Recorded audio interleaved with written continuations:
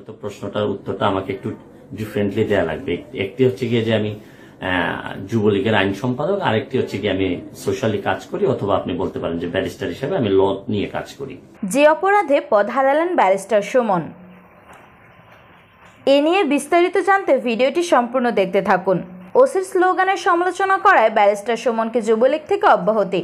যুবলীগের আইন বিষয়ক সম্পাদকের পদ থেকে সাইদুল হক ব্যারিস্টার সুমন অব্যাহতি দেওয়া হয়েছে। শনিবার যুবলীগের এই সিদ্ধান্তের কথা জানানো হয়েছে। যুবলীগের সাধারণ সম্পাদক মাইনুল হোসেন খান নিখিল বিষয়টি নিশ্চিত করেছেন। তিনি বলেন, সংগঠনের শৃঙ্খলা বিরোধী কর্মকাণ্ডের জন্য সাইদুল হককে অব্যাহতি দেওয়া হয়েছে। শরীয়তপুর সদর উপজেলা আওয়ামী লীগের কর্মসূচিতে পালং মডেল থানার ভারপ্রাপ্ত কর্মকর্তা আক্তার হোসেন স্লোগান দেন। সেই ভিডিও সামাজিক যোগাযোগ মাধ্যম ফেসবুকে ছড়িয়ে পড়ে। নাম প্রকাশ না করার শর্তে পুলিশের একাধিক কর্মকর্তা বলেছেন, প্রকাশ্য রাজনৈতিক কর্মসূচিতে স্লোগান দিয়ে সরকারি কর্মচারী বিধিমালা 1979 লঙ্ঘন করেছেন। সাইদুল হক এই ঘটনার সমালোচনা করে ফেসবুকে একটি ভিডিও দেন। এরপর যুবলীগের পদ থেকে তাকে অব্যাহতি দেওয়ার খবর এলো।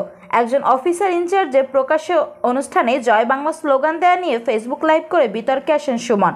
গত কয়েকদিনে তাকে অব্যাহতি দেওয়ার দাবি ওঠে সোশ্যাল মিডিয়ায়। সে দাবি পূরণ করলো যুবলীগ। পরবর্তী নিউজ পেতে আমাদের ইউটিউব চ্যানেল সাবস্ক্রাইব করুন ও আমাদের ফেসবুক পেজ লাইক করে আমাদের সাথে থাকুন। ধন্যবাদ। এতই কম পড়ছে যে একজন ওসি সাহেবের এই স্লোগান দিতে হবে? আচ্ছা, উনি বলছেন, আমি খেয়াল করে দেখলাম, উনি বলছেন যে উনি আবেগ থেকে এই বক্তব্য, এই স্লোগান দিয়েছেন।